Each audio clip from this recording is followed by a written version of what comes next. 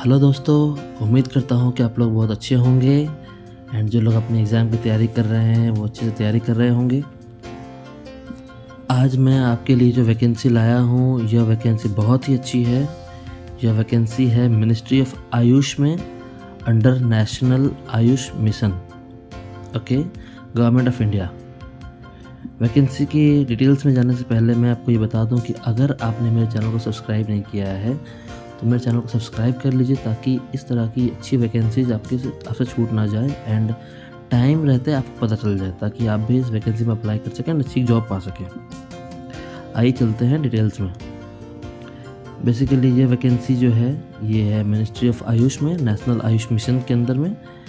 And देखते हैं इस वैकेंसी में। वैकेंसी है बेसिकली दो तरह की वैकेंसी आई है अपने प्रोफाइल में, CA वाले प्रोफाइल में। फाइनेंस मैनेजर की वैकेंसी है और अकाउंट्स मैनेजर की वैकेंसी है। तो एक CA क्वालिफाइड के लिए है, CA में क्वालिफाइड, MBA क्वालिफाइड के लिए, और दूसरी वाली है इंटर क्वालिफाइड के लिए। ओके, तो चलते हैं पहले फाइनेंस मैनेजर में देखते हैं। तो फाइनेंस मैनेजर में जो वैकेंसी है उसके लिए एजुकेशनल क्वालिफिकेशन एंड एक्सपीरियंस के बारे में क्या बताया गया है वो देखते हैं। तो उसमें बताया गया कि MBA फाइनेंस चाहिए या MCOM चाहिए या CWA चाहिए, CA चाहिए, ओके, एंड 5 इयर्स का एक्सपीरियंस चाहिए गवर्नमेंट में, ऑर्गेनाइजेशन में या फिर किसी रेपुटेड ऑर्गेनाइजेशन में। तो ये रेपुटेड ऑर्गेनाइजेशन प्राइवेट ऑर्गेनाइजेशन भी हो सकता है, कोई दिक्कत नहीं है। अगर आप किसी बड़े MNC या किसी बड़ी कंपनी में काम कर रहे हैं तो भी आपके एक्सपीरियंस को माना जाएगा। ज़रूरी नहीं कि आपको सिर्फ गवर्नमेंट ऑर्गेनाइजेशन में ही काम करना पड़े इसके लिए, okay. And exposure to financial management होना चाहिए आपका। गवर्नमेंट अकाउंटिंग फ़ंड के बारे में अगर आपको आता है तो बहुत अच्छी बात है। फंड फ्लो मैनेजमेंट है, यूटिलाइजेशन सर्टिफिकेट है and scheme wise expenditure reporting भी है। तो ये सब आप प्राइवेट ऑर्गेनाइजेशन में तो आपको नहीं मिल सकता, बट जब आप आर्टिकलशिप कर रहे होंगे तो आपको वहाँ पे, अगर आपने कभी गवर्नमेंट का ऑडिट किया होगा, गवर्नमेंट फंड का ऑडिट किया होगा कभी भी, या होता है ना स्कूल ऑडिट किया होगा या किसी भी तरह का स्कीम का ऑडिट किया होगा आपने गवर्नमेंट का, तो आपको वहाँ पे ये सब दिखा होगा। अगर आपने ये सारा किया तो आपको वहाँ प्रेफरेंस मिलेगा इंटरव्यू में, ओके। नेक्स्ट देखते हैं इसमें और क्या लिखा हुआ है। Scheme wise expenditure reporting in a government setup and development of accounting packages will be an added advantage, okay. तो ये नहीं कह रहा है कि अगर आपको यही आता है तभी आपको लिया जाएगा, ओके, ऐसा नहीं है। आपकी किसी अच्छे ऑर्गेनाइजेशन में एक्सपीरियंस है, कुछ और भी काम आपने किया है तो आप अप्लाई कर सकते हैं इसमें। लेकिन अगर यहाँ जो मैंने बताया आपको जस्ट अभी, अगर आपको ये सारा काम आता है तो आपको प्रेफरेंस मिलेगा, दैट्स इट, ओके। आगे देखते हैं। Exposure in social sector schemes, missions of government at national, state and district level and knowledge of computer including MS Office, MS Word, MS PowerPoint, MS Excel, आपको ये सब आना चाहिए, सिर्फ डिज़ायरेबल है, okay. Preference will be given to the person who have experience of working in health sector in including Ayush, okay. अब आते हैं इसमें रिस्पॉन्सिबिलिटीज़ क्या क्या होगी। रिस्पॉन्सिबिलिटीज है to handle all financial matters of the national Ayush mission, वैसे, ओके। तो बेसिकली ये क्या है कि सेंट्रल गवर्नमेंट की स्कीम है, होती है जो आयुष मिशन के अंदर में, आपको उसके फाइनेंशियल मैटर्स को देखना है। इसमें क्या क्या हो सकता है उसमें, आइए देखते हैं। फाइनेंशियल मैनेजमेंट है, tracking and monitoring of funds for Ayush up to the lower level, okay. Financial management करना बेसिकली बहुत बार आपको ये भी हो सकता है कि आपको फंड को for the time in short period के लिए इन्वेस्ट करना पड़े, कहीं से फंड चेंज करना पड़े, आपको फंड मंगाना पड़े, एक्सपेंडिचर हुआ है तो कैसे एक्सपेंडिचर हो, सही से एक्सपेंडिचर हो रहा है कि नहीं, गवर्नमेंट गाइडलाइंस के हिसाब से हो रहा है कि नहीं, ये सब देखना पड़ सकता है आपको इसमें। तो ensure timely receipt of financial monitoring report.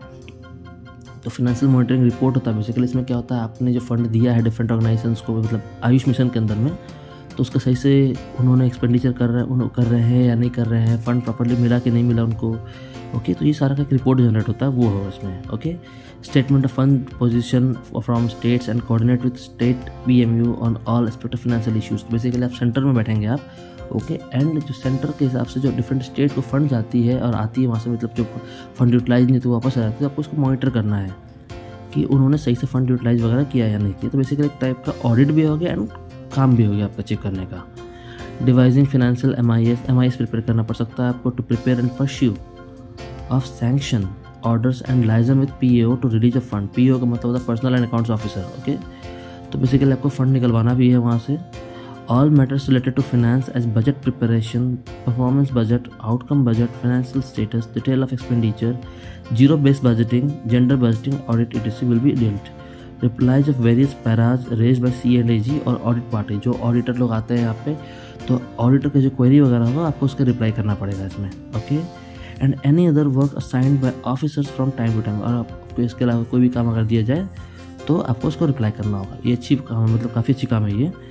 तो रेमुनरेशन कितना होगा, 60,000 पर मंथ मिलेगा। कंसोलिडेटेड रेमुनरेशन है with provision of annual enhancement of 5%। Okay, तो इंक्रीमेंट साल में 5% का होगा आपको इसमें।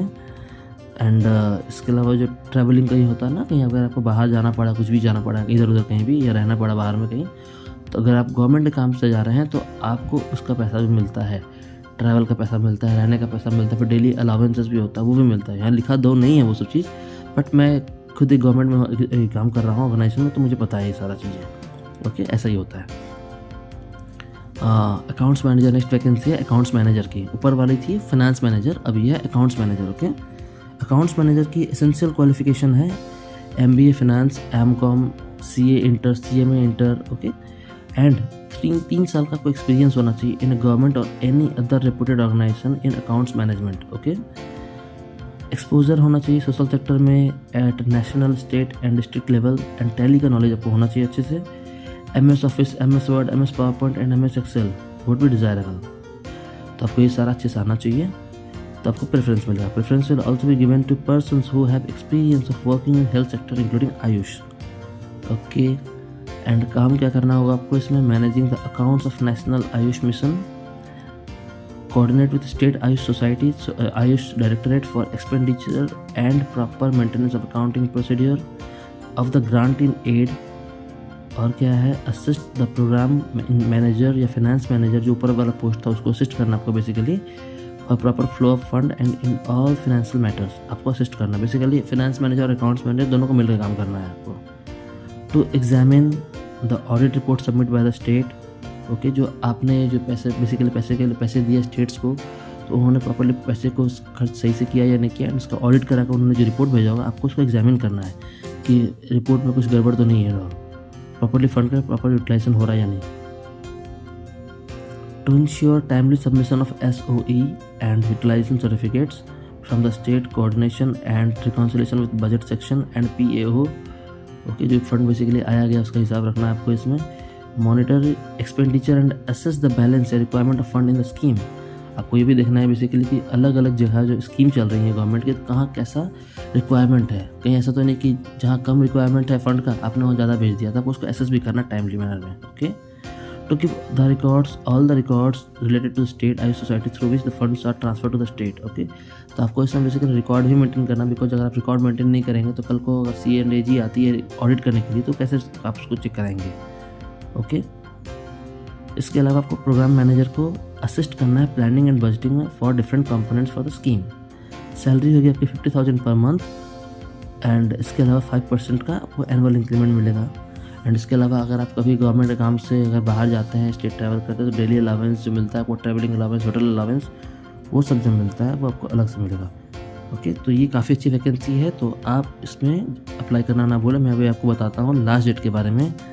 तो लास्ट डेट कहीं मैंने पढ़ा था अभी इसमें, अभी मैं देखता हूँ। एंड इसमें एज लिमिट है 21 ईयर्स टू 60 ईयर्स। ओके, ये कॉन्ट्रेक्चुअल जॉब है। कॉन्ट्रेक्चुअल मतलब ये नहीं कि आपको एक साल होते निकाल देंगे, ऐसा कुछ नहीं होता इसमें। बेसिकली इसमें होता है कि जब तक आप चलता है, जब तक गवर्नमेंट में स्कीम में ज़रूरत होता है तब तक वो रखते हैं।